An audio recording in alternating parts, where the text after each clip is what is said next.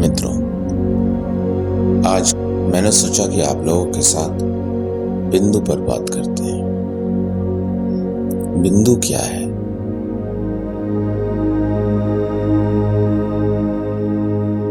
यह विज्ञान में, भूगोल में, भौतिकी में बहुत ही बड़े कौतूहल का विषय है। बिंदु एक ऐसा स्थान है जिस पर टिकने की बहुत समय से, बहुत बड़े कालखंड से ऋषियों ने, मुनियों ने, योगियों ने, वैज्ञानिकों ने चेष्टा की है।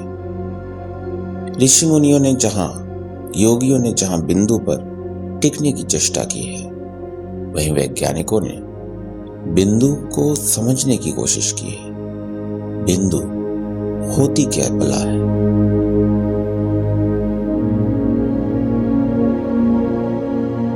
तो ऐसे ही कौतूहल के साथ योगी जन बिंदु नहीं पहुंचे।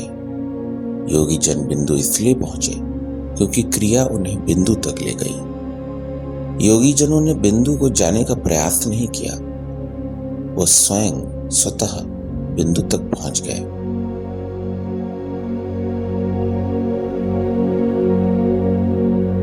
एक पुरानी कहावत है, अगर हम अपने जीवन में किसी चीज को लक्ष्य बनाकर चलते हैं तो ज्यादातर बार वो लक्ष्य प्राप्त नहीं होता है, लेकिन ऐसी कई चीजें प्राप्त हो जाती है रास्ते में, सफर में, जिन्हें हम लक्ष्य नहीं बनाते हैं। कहने का तात्पर्य यह है कि अगर हम कोई लक्ष्य ही न रखें, सिर्फ क्रियावान बन जाए, जो स्वतः हो रहा है उसे होने दे, तो हमारी चेतना स्वयं कहीं न कहीं तो पहुंचेगी ही।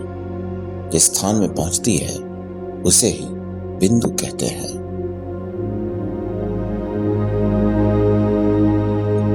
हर चक्र के केंद्र में एक बिंदु होता है। यहां तक कि कुंडलिनी नामक जो ऊर्जा है, उसके भी केंद्र में बिंदु ही है। शिवत्व में भी बिंदु होता है।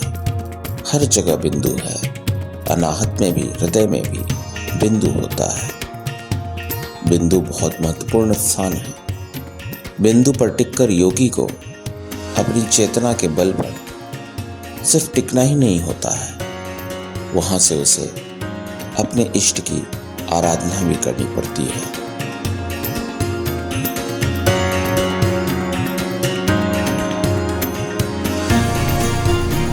वहां से उसे मंत्र उच्चारण भी करना पड़ता है। वहां से उसे बहुत सारी पूजा भी करनी पड़ती है, जिसे देव पूजन कहते हैं। यह सुनने में जितना सरल है उतना सरल है नहीं, लेकिन जब यह स्वतः होता है तो सब कुछ सरल ही हो जाता है। लेकिन स्वतः होने पर भी सरल होने के लिए योग की यात्रा को प्रारंभ करने से पहले ही कुछ बातों को समझ लेना बहुत जरूरी है। जैसे कि स्वयं को छोड़ना, किसी भी चीज को छोड़ना, किसी भी चीज को बहने देना। अगर हम किसी भी चीज पर कब्जा करने की, उस पर नियंत्रण पाने की कोशिश करते हैं तो क्रिया नहीं हो पाएगी। अगर क्रिया पूर्ण रूप से नहीं हो पाएगी तो फिर हम बिंदु तक कभी भी नहीं पहुंच पाएंगे। अगर बिंदु तक पहुंच भी गए और उसके बाद कहीं न कहीं हमने नियंत्रण पाने की कोशिश की, तो ना आराधना होगी और न जाप और ना ही पूजन। यह सब बड़ा ही असंभव हो जाता है अगर हम चीजों को अपने नियंत्रण में रखने की कोशिश करते हैं। योग नियंत्रण का विषय नहीं है, पर हां, योग तारतम्य के बारे में जरूर बात करता है। तारतम्य बहुत जरूरी है। सब कुछ तारतम्य में होना चाहिए। ऐसे तो कहा जाता है कि कुछ भी अनियंत्रित नहीं होना चाहिए, सब कुछ नियंत्रण में होना चाहिए। ये जो संसार, जो सृष्टि हम अपने चारों ओर देख रहे हैं, जिस सौर मंडल में हम निवास कर रहे हैं, उसमें सब कुछ एक नियंत्रण में है। उसी तरह से हमारे शरीर के अंदर भी सब कुछ एक नियंत्रण में है। इसलिए हम हर रोज समय पे सोते हैं, समय पे उठते हैं, समय पे अपने कर्मों का संपादन करते हैं। परंतु जब हम योग की यात्रा को प्रारंभ करते हैं, जब हम क्रिया की यात्रा को प्रारंभ करते हैं, जब हम क्रिया को जगाते हैं, जब हम कुल देवी को जगाते हैं, जब क्रिया प्रारंभ होती है तो यह एक भंवर के समान होती है। यह घूमती है और धीरे धीरे इसकी गति बढ़ती जाती है। इसकी गति तब तक बढ़ती रहती है जब तक कि अंदर की सारी ऊर्जा थक न जाए। जब ऊर्जा थकने लगती है तो ये बड़ी ही चालाकी से अपनी गति को धीमे कर लेती है, इतना धीमे कि गति ही समाप्त हो जाती है। हमें ऐसा लगता है कि हम गति शून्य हो चुके हैं। अगर उस वक्त हमें किसी मशीन से, किसी यंत्र से नापा जाए तो हमारे अंदर की जो गति थी, जो कंपन था, वो लगभग शून्य के नजदीक है, पर शून्य नहीं है। परंतु कुछ ही देर में फिर से गति पकड़ने लगती है, धीरे धीरे गति पकड़ती है और गति बढ़ते जाती है। और उसके बाद फिर से जब ऊर्जा थकने लगती है तो गति धीमी होने लगती है, घटने लगती है। ऐसा होते रहता है।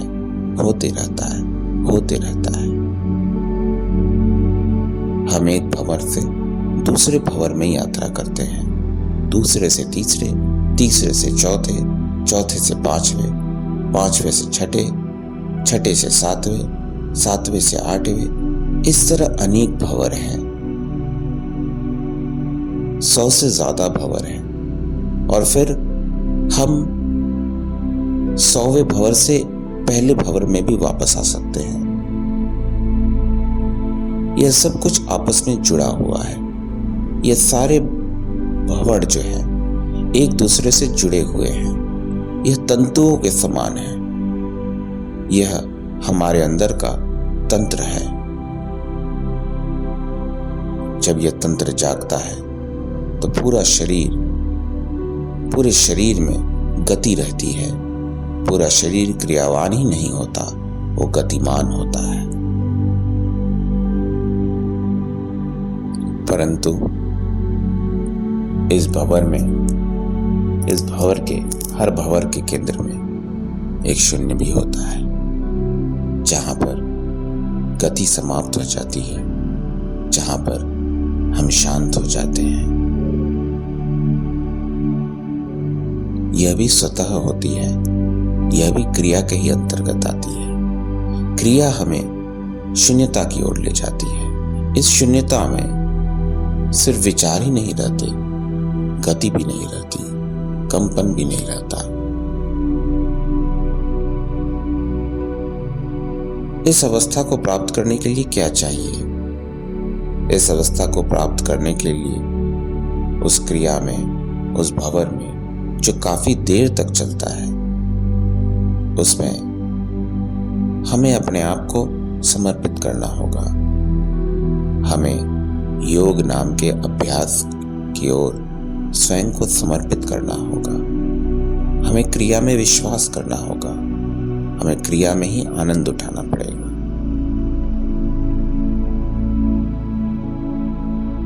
हमें क्रियावान बनना पड़ेगा। हमें क्रियामान बनना पड़ेगा।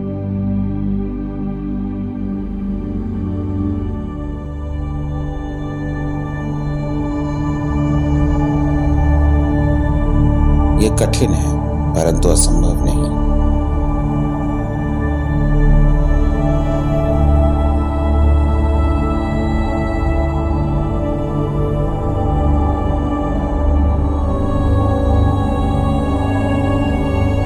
इसीलिए मैं कहता हूं कि इस यात्रा में निकलने से पहले ही कुछ बातें स्पष्ट हो जानी चाहिए, जिसे हमें अपने आप को बतानी है। जिसका संकल्प हमें स्वयं अपने अंदर करना है और ये संकल्प दृढ़ संकल्प होना चाहिए, जिसे अंग्रेजी में अ मैन्स वर्ड कहते हैं। ये वर्ड, ये शब्द, ये वचन, ये आपको किसी और को नहीं देने हैं, स्वयं को देने हैं, स्वयं के कल्याण के लिए देने हैं, स्वयं हेतु देने हैं कि मैं स्वयं को, अपने आप को समर्पित करता हूं। मैं स्वयं को स्वयं के प्रति समर्पित करता हूं। मैं स्वयं को स्व और अहं के प्रति समर्पित करता हूं। यह बहुत आवश्यक है। कृष्ण ने इसी विज्ञान की एक छोटी सी व्याख्या अर्जुन को दी। वो पूर्ण रूप से विस्तार से इस बात को नहीं बता सके, या यूं कहे कि उनके बताने का तरीका अलग था, क्योंकि अर्जुन कोई वैज्ञानिक नहीं थे और ना ही अर्जुन ने भौतिकी शास्त्र का अध्ययन किया था। अर्जुन एक योद्धा थे। अर्जुन लाठी चला सकते थे, तलवार चला सकते थे, तीर धनुष चला सकते थे, मल्ल युद्ध कर सकते थे, मुष्टिक युद्ध कर सकते थे, भाला चला सकते थे, तोमर चला सकते थे, बर्छा चला सकते थे, ढाल से अपनी रक्षा कर सकते थे, अपने रथ को भी संभाल सकते थे। घोड़ों को चलाना, घोड़ों पर लगाम लगाना भी अर्जुन को आता था, परंतु अर्जुन कोई वैज्ञानिक नहीं थे। अर्जुन भौतिकी शास्त्र के शिक्षक तो क्या, उसके छात्र भी नहीं रहे थे। तो इसलिए कृष्ण ने अर्जुन को संक्षेप में जो बात उन्हें समझ आए उस तरीके से उन्हें बताया, जिसे आज हम श्रीमद् भागवत गीता के रूप में जानते हैं।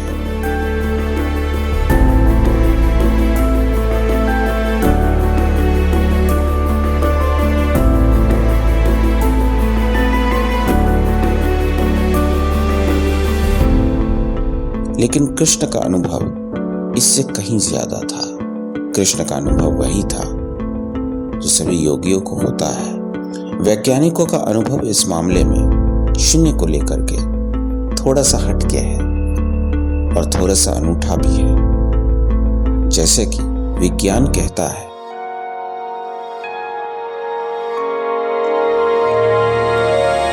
विज्ञान यह कहता है कि हर कंपन के केंद्र में एक बिंदु होती है, क्योंकि बिंदु जो होती है, जब कंपन होता है उस वक्त एक पिन होती है ना, एक पिन का प्रयोग किया जाता है और उस पिन को रख दिया जाता है एक मशीन पे, एक यंत्र पे, और यंत्र में एक वेव लेंथ चलाया जाता है, जिसे वाइब्रेशन कहते हैं, कांपना भी कह सकते हैं। थोड़ी देर में वो पिन जो है गोल गोल घूमने लगता है, एक भंवर के समान। वो अपना एक डायमीटर, अपना एक रेडियस काटने लगता है, लेकिन गोल गोल घूमते घूमते, गोल गोल घूमते घूमते वो धीरे धीरे पूरे मैप पर नाचने लगता है, धीरे धीरे पूरे मशीन पे, पूरे कागज पे नाचने लगता है। लेकिन समय के साथ वो केंद्र में आता है और वहां नाचने लगता है। यहां पर उसकी नाच सबसे जबरदस्त होती है।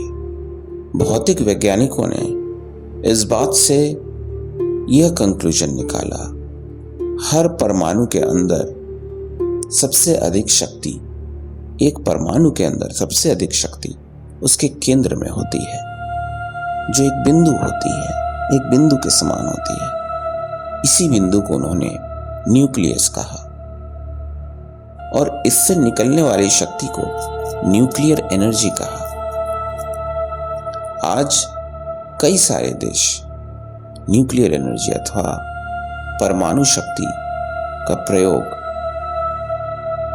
बम बारूद बनाने के लिए कर रहे हैं, पर हाँ, सब मानते हैं कि इससे अनेकों अथवा सारे कार्य किए जा सकते हैं।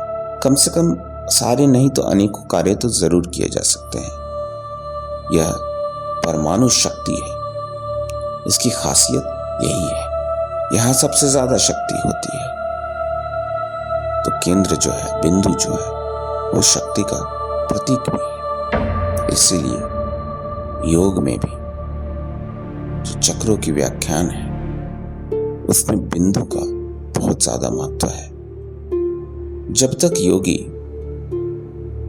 शिवत्व को प्राप्त नहीं कर लेता, तब तक उसके अंदर भंवर रहते हैं और उन भंवर के केंद्र में शून्य होते हैं। जब यह स्थिति भी पार हो जाती है, तो शून्य से वो एक अलग दिशा में चला जाता है और उसी दिशा में आगे बढ़ने पर उसे शिवत्व की प्राप्ति होती है। लेकिन यह बहुत लंबी यात्रा है, यह बहुत दूर की बात है। सबसे पहले भंवर में जाना है और भंवर के केंद्र में जाना है। लेकिन केंद्र में जाने के लिए, केंद्र में बने रहने के लिए, केंद्र में टिकने के लिए, हमें बिंदु पर टिकने के लिए हमें बहुत ज्यादा विश्वास की जरूरत है।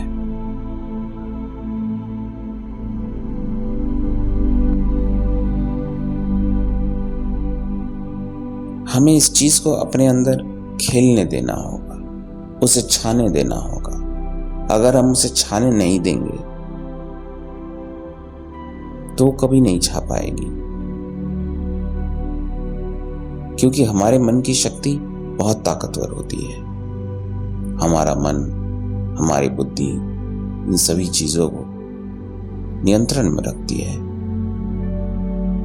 पर अत्यधिक नियंत्रण अच्छा नहीं होता। जब वो नियंत्रण हमारे लिए काम नहीं कर पाता, तभी हम ऐसी चीजों की ओर जाते हैं। जब नियंत्रण हमें वो सब नहीं दे पाता जिस सब की हमें इच्छा है, तभी हम अनियंत्रण की तलाश शायद कर सकते हैं। पॉइंट ब्रेक एक फिल्म है जिसमें कहते हैं कि ये लाइन है, मुझे दिख रही है। उसका साथी कहता है लाइन नहीं है, फर्क यही है। योगियों को लाइन दिखती है, दूसरों को लाइन नहीं दिखती, पर लाइन होती है। हमें उसी लाइन को पकड़ना है, हमें उसी लाइन को छूना है। यही योग है। योग में लाइन नहीं दिखती, कोई लाइन ही नहीं होती है। अगर आपसे कोई कहे कि बिना गाइड मैप के कैलाश चले जाओ, तो आपको कैसा लगेगा? वो कहेगा ठीक है, मुझे गाड़ी दे दो, मुझे हेलीकॉप्टर दे दो, मुझे मैप दे दो, मुझे कोई टूर ऑपरेटर दे दो, कोई गाइड दे दो, कुछ पैसे दे दो, मैं चला जाऊंगा। पर एक समय में ऐसा होता नहीं था। लोगों को बस इतना पता था कि कैलाश नाम का एक जगह है जहां भगवान शिव और माता गौरी निवास करते हैं। भगवान शिव और माता गौरी के दर्शन के लिए कैलाश पर्वत जाते थे। हालांकि उनमें से बहुत ही कम लोगों को इनका दर्शन हुआ, पर साथ में यह भी मान्यता थी कि अगर कैलाश पर्वत के 108 चक्कर, उनकी 108 परिक्रमा लगा दी गई तो सब कुछ हो जाएगा, मोक्ष मिल जाएगा। कैलाश पर्वत के 108 परिक्रमाएं लगाना आसान नहीं है, असंभव के बराबर है। परंतु ऐसी बात नहीं है कि किसी ने लगाई नहीं है, बहुतों ने लगाई है।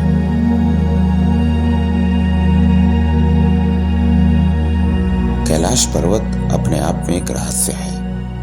यह क्या है? 108 परिक्रमाएं वहीं लगाई जाती हैं जहां केंद्र में कुछ होता है। कैलाश पर्वत वही केंद्र है। यह एक बिंदु के समान है, पृथ्वी पर टिका हुआ एक भौतिक पर्वत के समान। यह एक बिंदु है। इस बिंदु के पास आप जाओगे तो स्वतः आकर्षित हो जाओगे। 108 परिक्रमाएं, बहुत अच्छी बात है। तो उस वक्त इंसान के पास कुछ भी नहीं होता था। आज से 500 साल पहले लोग बस निकल जाते थे कैलाश यात्रा के लिए, मानस यात्रा के लिए, बिना सोचे समझे बस निकल जाते थे। कुछ पहुंचते थे, लौट नहीं पाते थे। कुछ लोग कहते थे शायद उन्होंने मोक्ष की प्राप्ति कर ली। हमें नहीं पता उनके साथ क्या हुआ। कुछ ही लोग होते थे जो लौट पाते थे, और जो लौट पाते थे वो कैलाश की कहानी बताते थे। उनमें से कुछ एक झूठी कहानी बताते थे, क्योंकि जब वो वहां गए तो 108 परिक्रमा तो दूर, एक परिक्रमा भी उनके लिए कठिन साबित हुई। लेकिन कुछ जरूर थे जो 108 परिक्रमाएं लगाकर भी जीवित बचे रहे। उन्हें सब कुछ पता था और उन्हें सब कुछ पता है, बस वो बताते नहीं है। तो ऐसा नहीं है कि लोग पहले कैलाश नहीं जाते थे। लाइन जब नहीं दिखती थी तब भी लोग कैलाश जाते थे। पहले तो अरुणाचल पर्वत जाने का भी लाइन नहीं दिखता था, पर लोग फिर भी जाते थे। जब लाइन नहीं दिखती थी तब भी जा रहे हैं।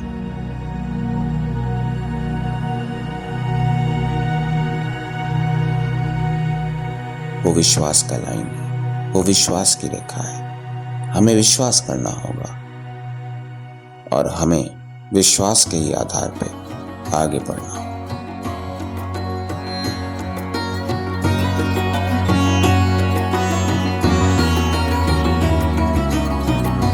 हमारे अंदर जो भी घटित होता है हमें उस पर विश्वास करना होगा। जो घटता है वो हमें लाइन नहीं दिखाता है, वो बस घटते जाता है, घटते जाता है, घटते जाता है। वो कभी भी हमें लाइन नहीं दिखाएगा। जब हम शून्य में पहुंचेंगे तब भी हमें कोई लाइन नहीं दिखाई देगी। जब हम शिवत्व में होंगे तब भी हमें कोई लाइन नहीं दिखाई देगी। लाइन कभी दिखती ही नहीं। यही योग का खेल है और यही उसकी अद्भुतता भी है, यही उसका विस्मय भी है।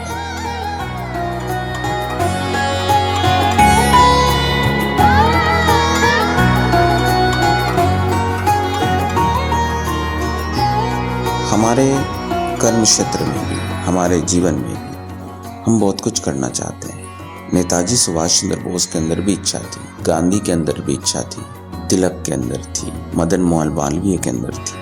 हजारों ही नहीं लाखों लोगों के अंदर में ये इच्छा थी।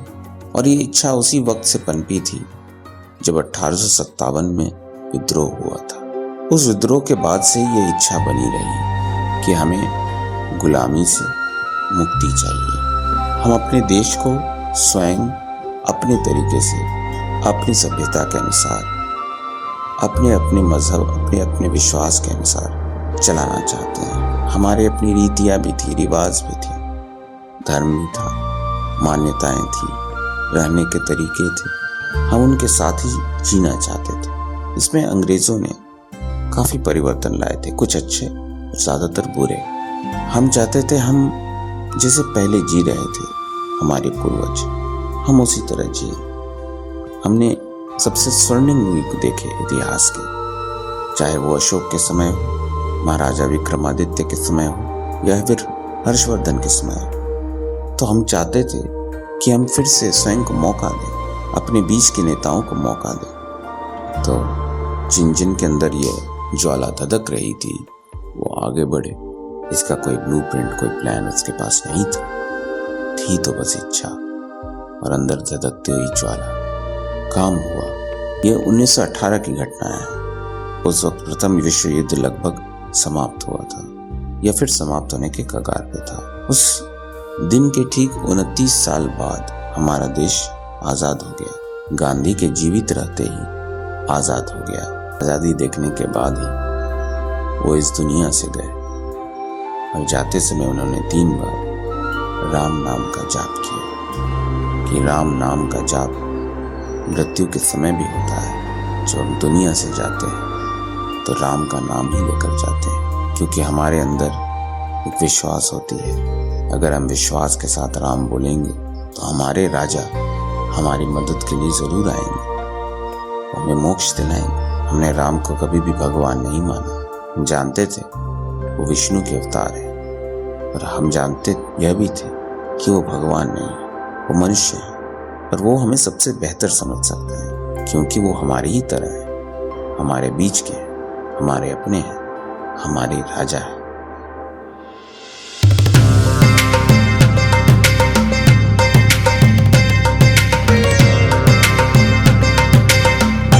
इसमें मरते समय भी हम उन्हें अपनी सबसे बड़ी इच्छा प्रकट करते हैं। जाप तो राम का करते हैं, इच्छा मोक्ष की करते हैं, मुक्ति की। जब हमारा शव ले जाया जाता है तब भी राम का ही नाम लिया जाता है।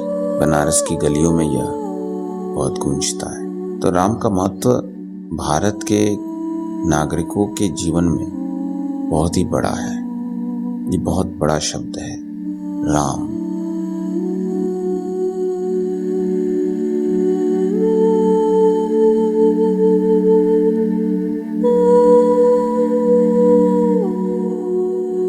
राम के साथ जब भी जोड़ा जाता है, लक्ष्मण को भी जोड़ा जाता है, कभी सीता को जोड़ा जाता है, कभी कभी कृष्ण को भी जोड़ दिया जाता है। राम कृष्ण, इस नाम का एक बहुत बड़ा संत भी हुआ था बंगाल में। उसके एक शिष्य ने भारत का सर गर्व से ऊंचा कर दिया था।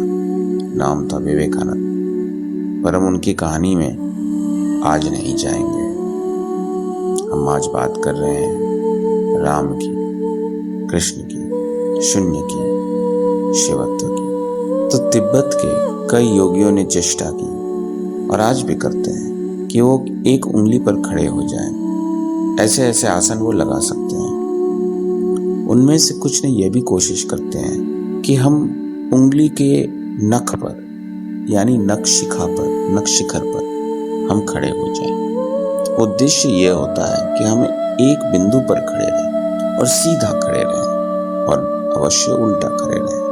ये कठिन है परंतु असंभव नहीं। पर ऐसा करने पर जब आप गिरते हो तो आप बहुत बुरी तरीके से गिरते हो, चारों ओर गिरते हो और चक्राकार तरीके से गिरते हो। एक डायमीटर, एक रेडियस काटते हो। विज्ञान में भी यही होता है। जब वाइब्रेशन बंद होता है तो वही पिन जो बीज केंद्र में घूम रही थी बिंदु पे, वो घेरा बनाते हुए, गोल करते हुए गिर जाती है। लेकिन योग में जो स्वतः होता है, जो क्रिया होती है, उसमें बिंदु पे हमें अपने शरीर या किसी पिन को नहीं बैठाना है, क्योंकि इनका भार अधिक होता है। चेतना का कोई भार ही नहीं होता, चेतना का कोई वजन नहीं होता। यह एक वजनहीन चीज है, इन्हें आप महसूस भी नहीं कर सकते। अर्थात भौतिक वही होता है जो पंच महाभूत से बनता है। इसमें पंच महाभूत ही नहीं, उसको आप भौतिक तरीके से नहीं देख सकते। हमारी जो चेतना है, हमारा जो चैतन्य है, जब हम उसका आसन लगाते हैं, हमारी चेतना जब उस बिंदु पर खड़ी हो जाती है, तो वो स्वतः ही, अगर हमारे अंदर कुछ भी कूड़ा कचरा ना हो, अगर हमने अपनी फाउंडेशन बहुत मजबूत रखी है, जिसकी बात मैंने शुरू में ही की थी, तो हम बड़े ही आराम के साथ बैठे रहते हैं, एकदम स्थिर। चेतना जरा भी नहीं हिलती, ना आसन हिलता है, न चेतना है, सब कुछ शांत होता है। यह योग का पहला कदम, इसे करना बहुत जरूरी है। ऐसी शांत अवस्था में बैठने के बाद ही हमें वहां का मंत्र मिलता है और हमें वहां की आराधना मिलती है। ओम नमः शिवाय।